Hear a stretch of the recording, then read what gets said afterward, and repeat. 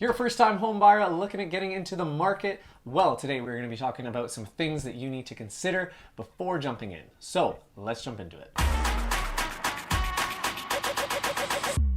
So the first thing that we recommend is actually talking to a mortgage broker, whether that's a broker or a specialist at the bank that you have a relationship with. It's not just going on to a website and getting a pre-approval, but those are kind of called a soft approval.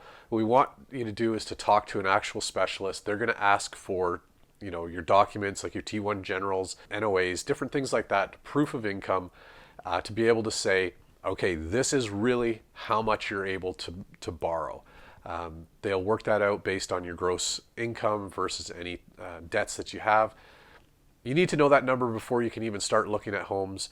Otherwise, you're going to look at something that could be outside your budget that is just going to set the bar too high for when you finally get that number that you're actually approved for. Now, you also need to be looking at the additional costs that it costs when you're purchasing a home. I think a lot of people will neglect this and forget about it, and they think, well, I can afford this, so let's jump in. But there are a few extra costs that are associated when buying a home. So number one would be home inspection. You definitely want to make sure you get a home inspection, a general checkup of the home before you buy it. Make sure there's no cracks in the foundations, walls caving in, anything like that, and just gives you some peace of mind. That'll cost anywhere from $5 to $550 depending on the house and depending on the level of service that you get. It can go higher, it can also be lower. If you're looking at buying a condo, you are going to want to have some money set aside to have someone professionally review the condo documents. Because they are a corporation, you want to make sure that you are investing into a good corporation, that you're not going to get hit with a special assessment where they ask you for money, or the condominium corporation is not going to go bankrupt and have no money to help you out and fix up any maintenance that is needed. So you typically need about $450 to $550 to get this done, as you want to make sure it is done by a professional.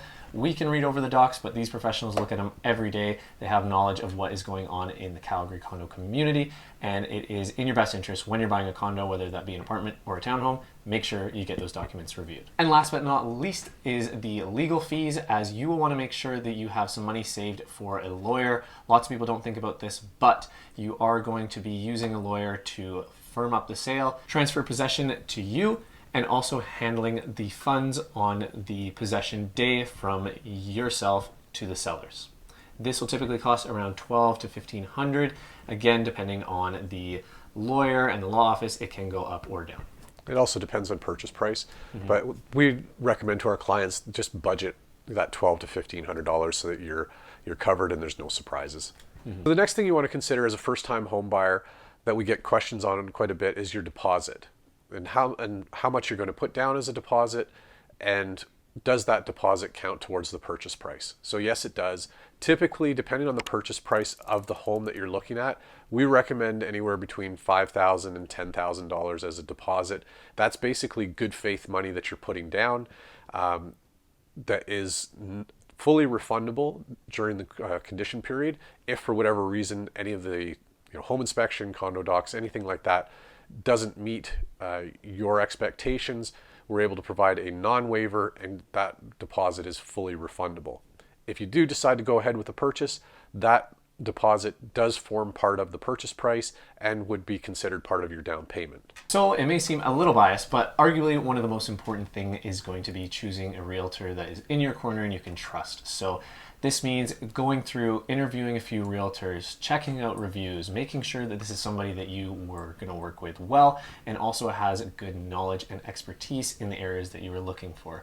So I know a lot of people will have friends and relatives that just got licensed. However, I do recommend that you interview a few. You could be working with these people for months. You want to make sure that they know what they're doing. They're going to be professional and give you the best knowledge and insights when buying a home. So lots of people will think, well, I'll just go through the list realtor, but they only have the seller's best interests in their contract. So if you want someone looking out for you, make sure you get your own realtor and make sure you can work with them well and you trust them.